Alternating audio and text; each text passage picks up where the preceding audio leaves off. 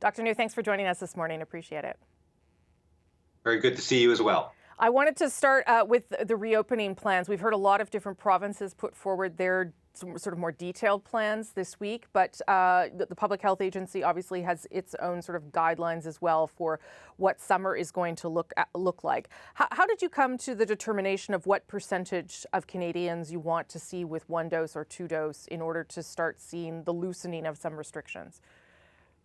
Well, first of all, I would say that we all recognize that Canada is a big country, and so it's difficult to put out guidance at the federal level that really applies to the whole of the country because, one region can certainly vary compared to another region. Having said that, in terms of the, I would say, aspirational goals that we put forward in terms of vaccination coverage, certainly we relied on our modeling experts. Lots of assumptions in there. If you saw our presentation a few weeks ago in terms of looking at different metrics. But at the end of the day, I think we're good. At least it's something that Canadians, I think, can relate to in terms of a target to shoot for the 1 dose and then 2 doses. And as we've always said, and I think that's what's playing out with the provinces and territories as well, is the fact that it's not just about the vaccine coverage alone.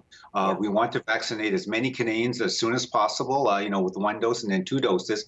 But in terms of opening up and, loosening of restrictions, public health measures, that also depends on the local situation, the epidemiology, what's happening with community transmission, what's happening with the healthcare system, is it being overloaded or not? So, those are all the factors in play that we considered.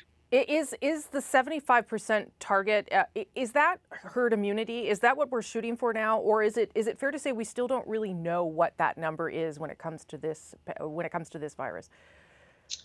Well, I would say yes. We don't really know a precise number in terms of pure herd immunity, but certainly based on the evidence we have to date, the experience from other countries, including ourselves with our vaccine rollout, where we're anticipating that the herd immunity as far as vaccination and vaccination coverage, that would be good to shoot for. We recognize in Canada that overall, compared to other countries, we actually have quite a large percentage of the population that is still susceptible.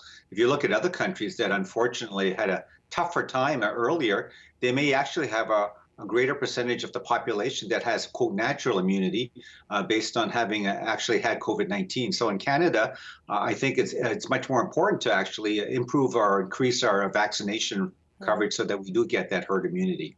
A lot of people, obviously, it's pretty wide open right now in terms of first dose, but a lot of people, as you know, are waiting now for the second dose. What's your estimation, given what you know about vaccine arrivals and deliveries, in terms of when we start to see that second dose unfolding? And what do you think provinces should consider when administering the second dose versus the way they did it for the first dose? Well, I think we're well on track as we all see millions more of doses are coming to the country every day. And certainly, I think, in terms of being, I think, fairly conservative, we would say that we would be able to offer all eligible Canadians their second dose by the end of September. But sure, you can see various provinces are already going out. And if it actually happens more at sort of towards the end of the summer, even early part of September, hey, that's great. So it's something I think that we'll have to wait and see because, I think in Canada, I think we're lucky. I think Canadians understand, respect the science and want to get vaccinated. And so I see that there's a greater sort of motivation to get both doses here in Canada compared to maybe other countries where I think they've had trouble getting people to go for their second dose after receiving their first dose. Do you think that we are going to shorten the window between the first and second dose? It's 16 weeks right now, as you know, but it doesn't have to be 16 weeks. Would you think that will be shorter as time goes on? Oh, definitely. Certainly, when the recommendation came forward from our National Advisory Committee on Immunization, or NACI, they said that the dose interval could be extended up to, quote, the 16 weeks, but it certainly didn't have to be the case. And I'm already seeing it in different provinces. People who got appointments, initially for their second dose, 4 months later, they're getting call back saying, hey, we moved your appointment up because now we've got more doses sort of, in stock and so on. So I think, yes, across the country, and in the provinces and territories, their vaccination programs are adjusting to the fact that there are more doses available. I want to ask you about AstraZeneca because there are still people, I think, a little bit confused, people who received AstraZeneca, a little confused about what that's going to mean for them going forward. Ontario has said just on Friday that, yes, if people got it, they can choose to get the second dose of AstraZeneca. What direction do you think this is going in? Because obviously we don't want to waste vaccine, but should people who have had a first dose of AZ get a second dose of that same vaccine?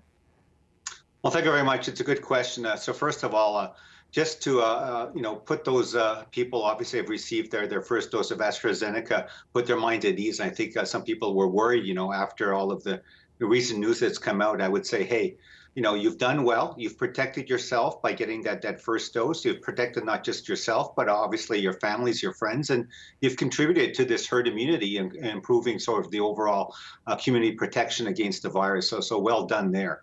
In terms of the second dose, I think people are understanding now that it's really looking at the issue with, I would say, a bit of abundance of caution. There is this rare event, as we all know, with the blood clots. It's a special type of blood clot that is rare, but if it does happen, it's certainly serious. And so we're looking at that safety signal.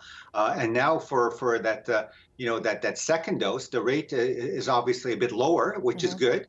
But it's still, I think, something people need to be aware of. I think, the latest data I'm aware of, it's somewhere in the neighborhood of about 1 in 600,000 doses or so. So I think at the end of the day, based on the NACI recommendations currently, in place right now, it's always preferable to finish with the same vaccine you started with, so sort of a 2-dose regime.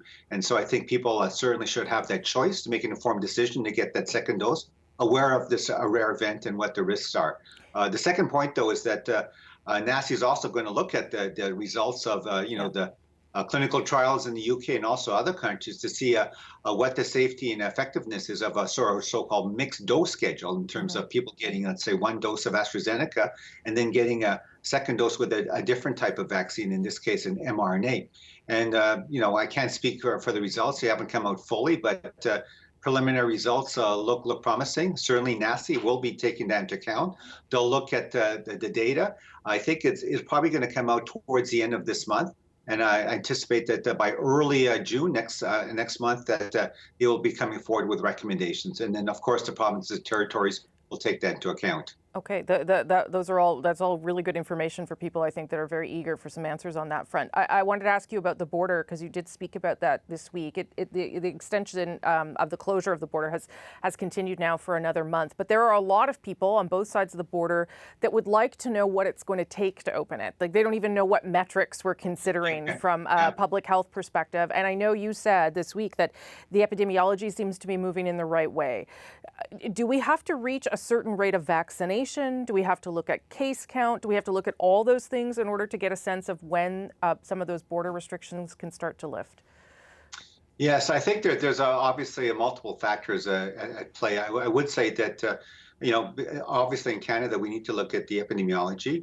Hopefully we're driving down the case counts and then get it to a level where, it's manageable and not, at the point that we're worried about stressing our healthcare system. So that's one point. And then obviously, as the vaccine rollout progresses, as more and more Canadians get vaccinated, hopefully with the 2 doses to have that fuller protection and that herd immunity, then once we get to that point, then we can look at, as you say, opening up that international border. The other live issue is that we certainly understand that there's discussions. We're part of those discussions at the international level, because in terms of international documentation, passports, the federal government obviously is responsible for that. And then we all recognize that for certain diseases like yellow fever, you need a certificate to show that you're able to enter certain countries. What those standards are, the metrics, those are things to be discussed. And it's going to be obviously a close collaboration required, because the federal government is responsible for passports and travel documentations internationally, but all of the data in terms of vaccination and so on rests with the province and territory. So there's work to be done yet. Let me end on this question, Dr. Njoo. What is the thing that's still, I don't know if there's things keeping you up still at night, but what is the thing that is still worrying to you? Is it a fourth wave? Is it a variant? Like, what is the thing that still is in the back of your mind that you're keeping an eye on right now? To be honest, I think what is a bit, I wouldn't say worrisome, but it's just something that we need to all be, I think, conscious about is that we can't let our foot off the gas. The vaccines are wonderful. We can see some of the impacts positively right now, where if you look at some of the first groups to be vaccinated, such as our seniors, that, the case rates, infection rates are going down, the mortality rates going down among that age group. So that's very, very positive news. But I would say that we can't let go of the current public health measures. All of those things that we're, to be quite honest, probably fed up with. The physical distancing, we can't gather, in large crowds, et cetera, and so on. We need to keep that up because right now, many parts of the country are still in the middle of the third wave, and we want to make sure we keep driving down those case rates to the point that the vaccines can also then have a greater coverage for a greater part of the population, and then we'll see. If the metrics are all in the right direction, then I think we can start opening up and getting back to that life we knew before COVID-19. Would you say that masks are sort of the last thing that we get rid of instead of one of the first things, as we've seen in the U.S.? Yes, I would say that it's, the masks are certainly, I think, a personal protective measure that I can't imagine that we'll get rid of it, forever. I think that it might become part of a cultural norm, if I can put it, where, in the future, with respiratory infection, diseases, a seasonal thing, maybe in the winter, that people will understand and appreciate the usefulness of masks, not to just protect themselves, but protect others from all sorts of infections that can be passed on. Well, that's good because I have a lot of them now. So if I keep wearing them, that's fine with me. Dr. Njoo, thank you for making the time. I appreciate it very much. You're very welcome.